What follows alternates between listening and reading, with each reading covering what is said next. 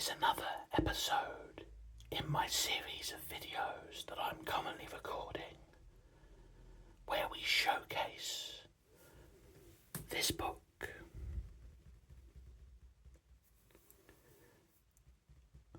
Lonely Planets, Where to Go When.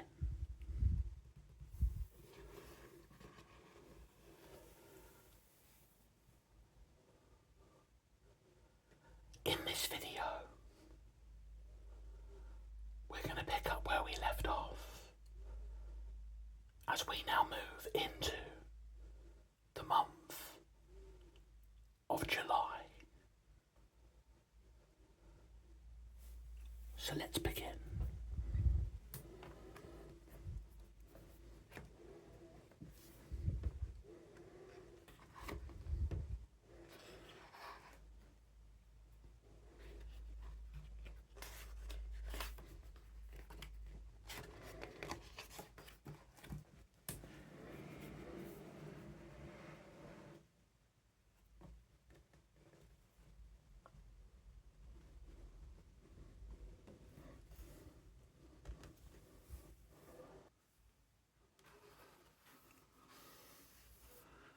Once again, I'm using this ribbon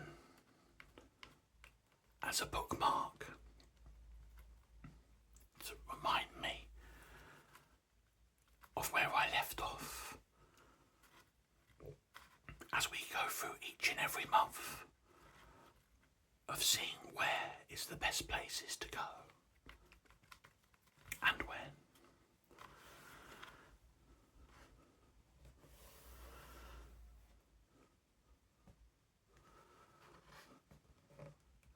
So as I've said, we're now into July.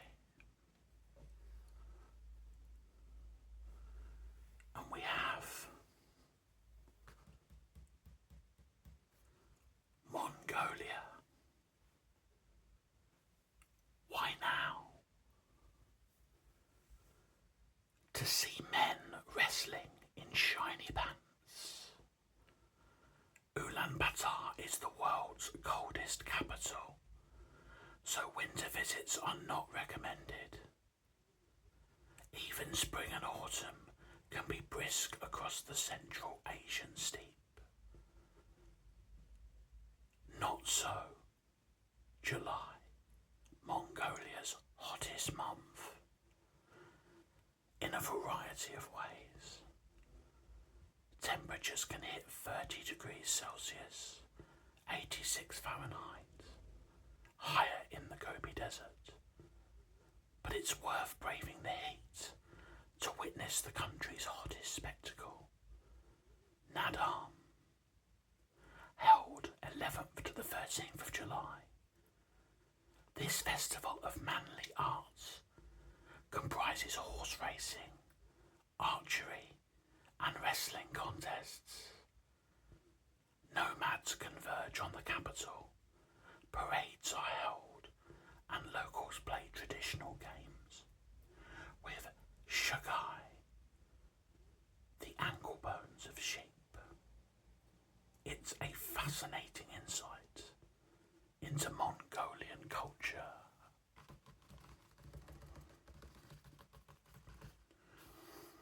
This picture here shows crippling action at Mongolia's Naadam festival in the wrestling events.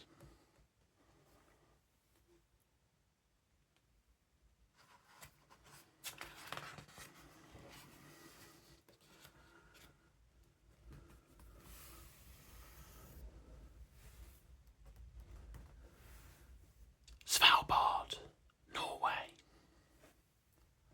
Why now? Bright light, big bears, clear seas.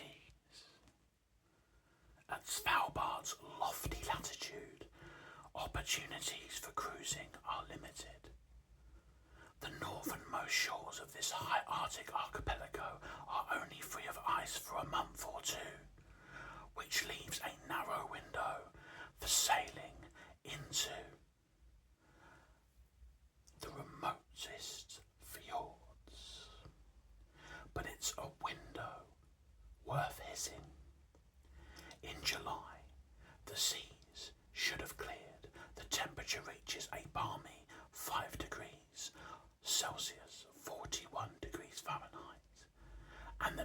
night sun shines, allowing 24-hour sightseeing.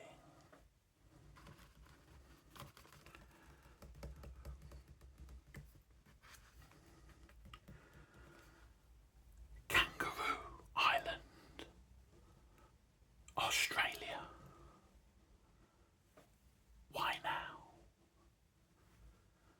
Wonderful wildlife at wonderful prices. Lying just 8 miles or 13 kilometres off the South Australian mainland, Kangaroo Island hasn't gone unnoticed. This sizable outcrop, the country's third largest island, is ruggedly handsome and renowned for wildlife. Humans play second fiddle to koalas, echinards, fur seals, sea lions, little penguins, and of course, kangaroos. Such a reputation attracts tourists and raises prices, especially in peak season. However, a visit in wintry July reduces both, so you can afford to spend longer exploring the beautiful beaches and bushland with fewer other people.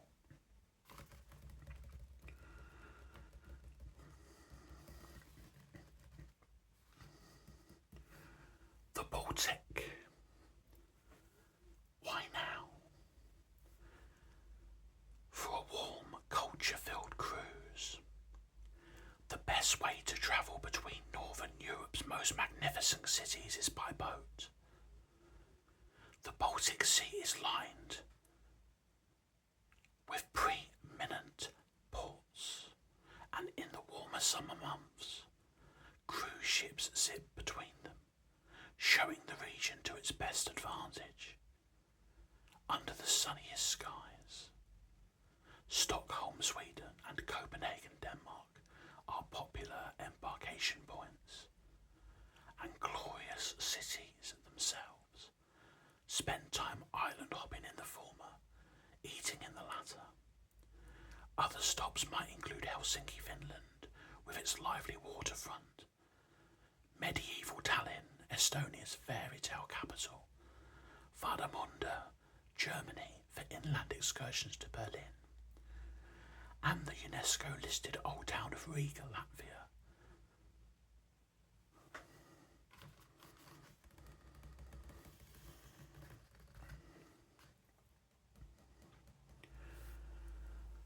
Suffolk, England. Why now? To be artistically inspired. Pack up your paintbrushes, it's time to head for Constable country. John Constable, born near Suffolk's Dedham Vale in 1776, became England's most beloved landscape artist. He was deeply inspired by his home,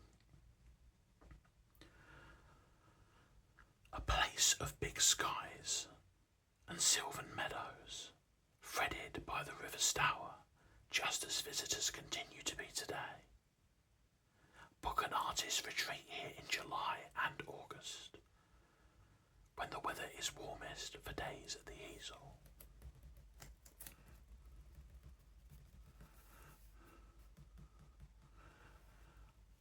Ionian Islands, Greece. Why now? Brilliant beaches and sunny escapes.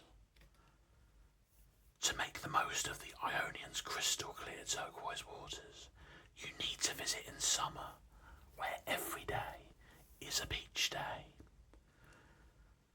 The cluster of 6 islands west of mainland Greece has some of the country's best sands, and hot blue skies make them even more inviting. July will be busy, but there are ways to avoid the crowds. For instance, there are many resorts on Corfu, but plenty of undeveloped countryside between them, especially in the north, where writer-naturalist Gerard Durrell lived, herb-scented, mountainous interior.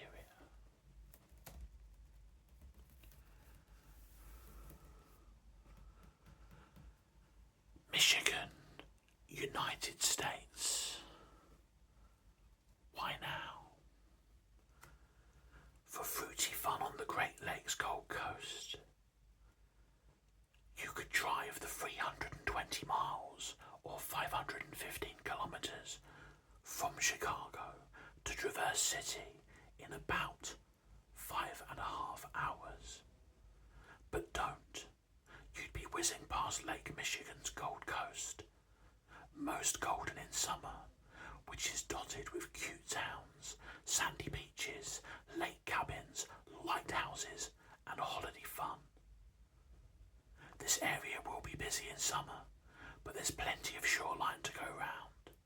And as a bonus, the bugs that can beleaguer Lake Michigan are traditionally gone by the 4th of July.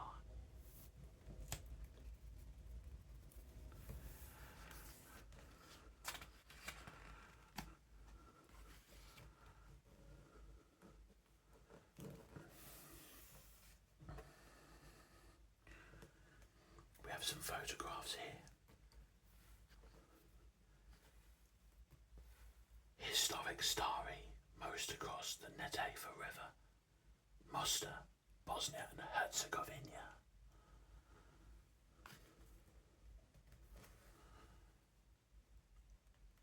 July is great for bear watching in Alaska.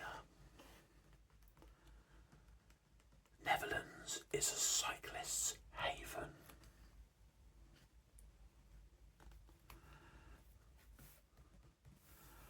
Alaska, United States.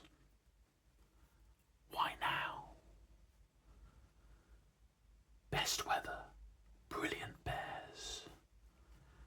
They say the best things that come in small packages, which is true of Alaska's summer season. The USA's northernmost state is only fully explorable for a few precious months. To see its unique highlights, you need to visit when the days are long and warm, and the region most accessible.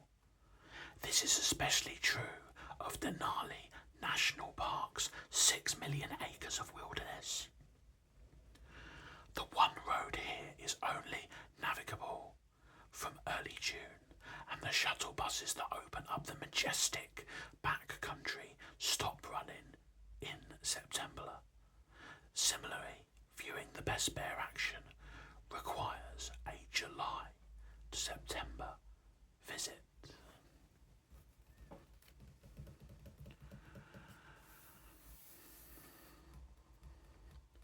Netherlands. Why now? Cycle amid windmills in the warmth. If you're huffing up steep hills, then high summit isn't best for a bike ride. However, in the flat, mild Netherlands, it's ideal.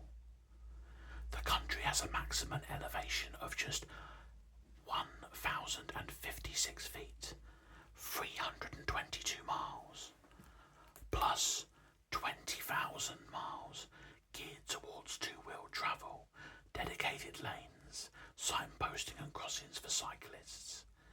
It's safe and ideal for families or beginners.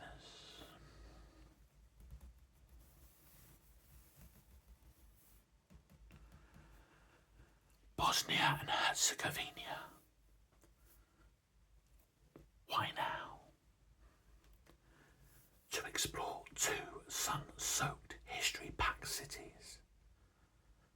Stari Most, the striking stone bridge over Mostar's Neretva River,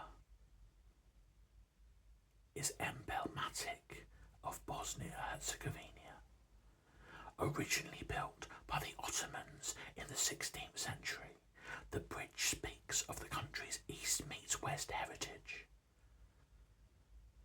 Destroyed in 1993, it's a poignant reminder of the bloody Balkan conflict. Rebuilt in 2004, it's a symbol of peace and unity.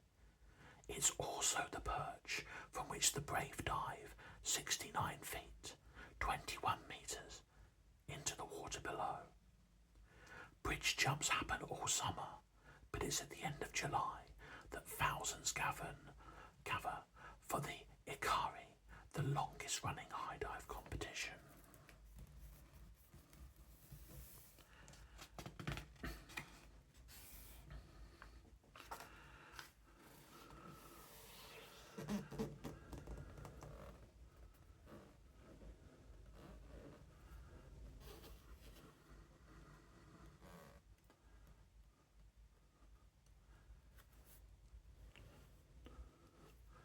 Look at this beautiful picture here. Wonderful animal. Beautiful cat. It says it's not just the setting sun of the Okavango Delta that is sublime. Wildlife abounds in July. And then over here, Derrynane Beach on southwest corner of the Ring of Kerry.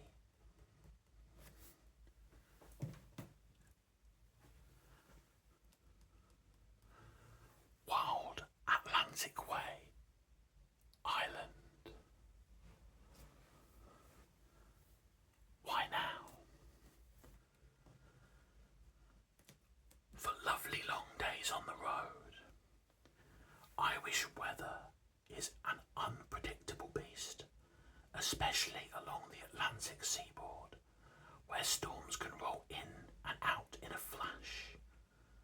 However, in July, typically the country's warmest month, you can at least rely on the light, 18 hours of it a day, allowing you to sightsee or pub crawl until 11 p.m. This makes it a great time to hit the Wild Atlantic Way, a 1,490 mile, 2,400 kilometre drive along the west coast between Kinsale, County Cork, and the Inishowen Peninsula. The waymarked route unravels some of Ireland's finest scenery, including Mizen Head, the island's most southwesterly point, the massive cliffs of Moher, fjordside Killary Harbour, and Malin Head, the most northerly point.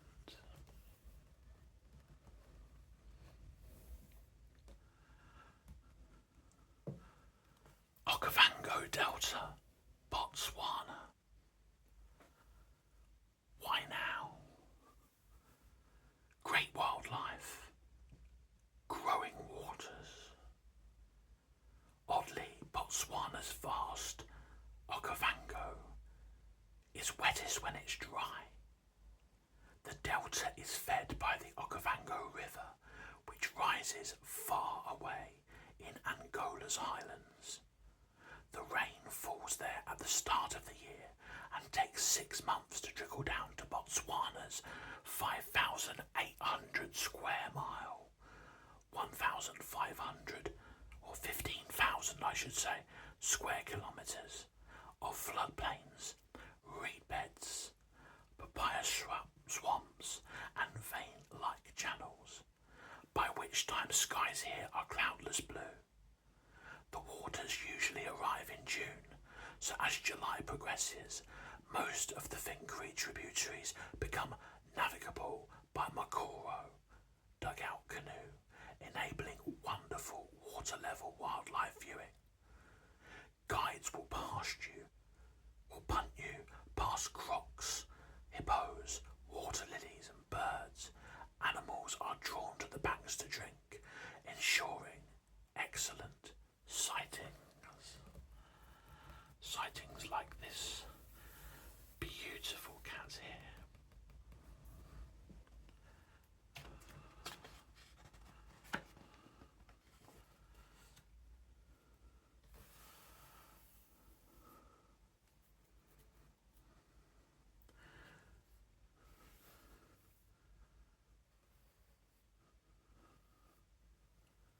Himalaya, India. endless roads for a magnificent drive. There are breathtaking road trips, and there are literally breathtaking road trips. The Cardon La is both. This 18,373 feet or 5,600 metre pass near Leh, amid the Indian Himalaya, was a key thoroughfare on the Silk Road and is now allegedly the world's highest motorable highway. Crossing it by bus is an adventure. Crossing it astride a classic Enfield Bullet motorbike, even more so. Either way, both mountain views and soaring altitudes will leave you gasping.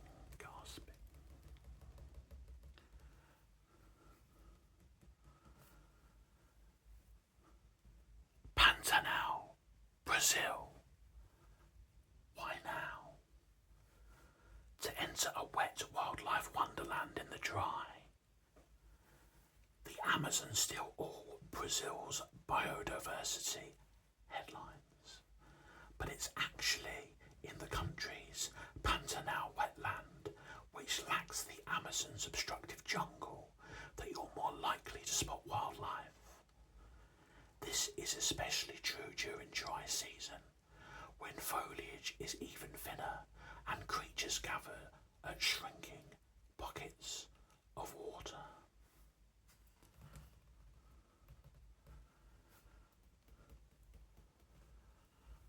Hunter Valley, Australia.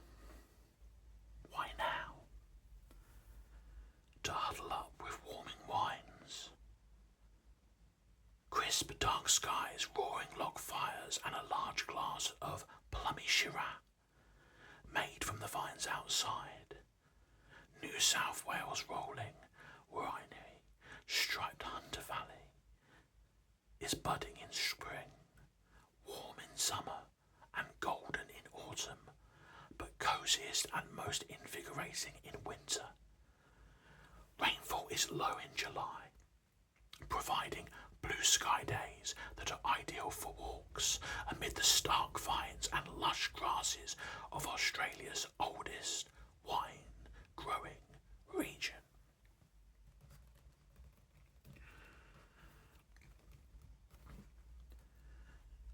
The Dolomites, Italy. This photograph is the Sassolungo, one of the Dolomites' most spectacular massifs. Why now? To get up amid the marvellous mountains, the Dolomites are arguably the Alps at their most magnificent. This 18-peak range in northern Italy is a jagged giant of deep valleys, high plateau, and piercing pinnacles. It also echoes with human history.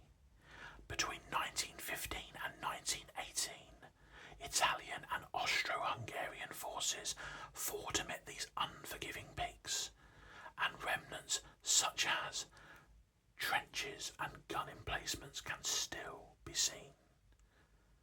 Cable cars and mountain huts are open for summer from late June.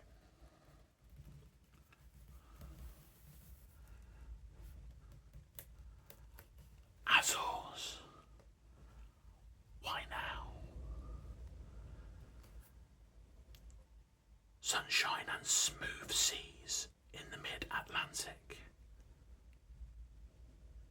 Remote indeed, the 9 islands of the Azores are scattered 930 miles, 1,500 kilometres west of their Portuguese motherland.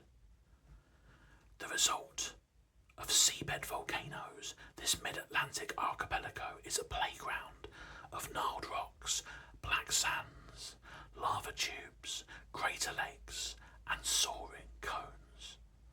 July is the driest and warmest month. It's also when the ocean is at its calmest. Best for boat trips to spot 20 cetacean species, including sperm whales.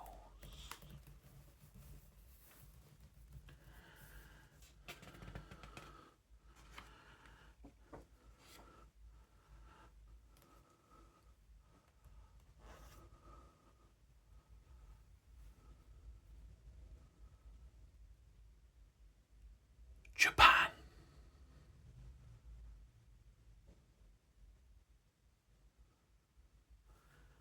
Amazing photography here. Why now? Make a pilgrimage up the nation's favourite peak.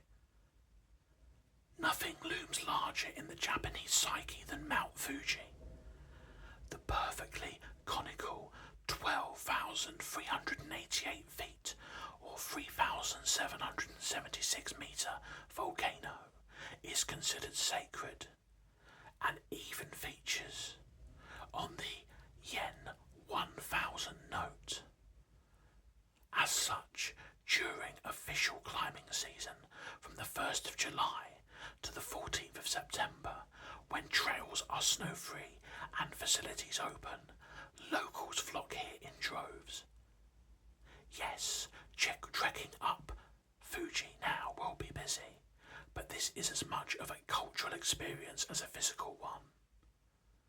Part of the allure is interacting with fellow climbers, not to mention buying fizzy pop from the pathside vending machines. Standing at the summit at dawn, watching the Goraiko, arrival of the light, is moving, no matter how big the crowds. The weather is warm countrywide in July, a good time to visit another pleasantly packed site.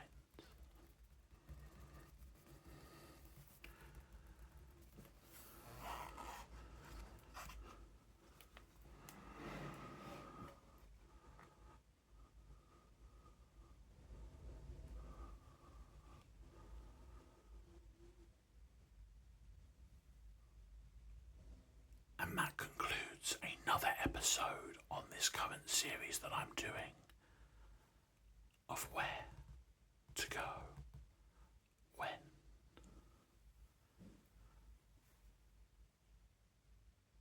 I hope you've enjoyed this video.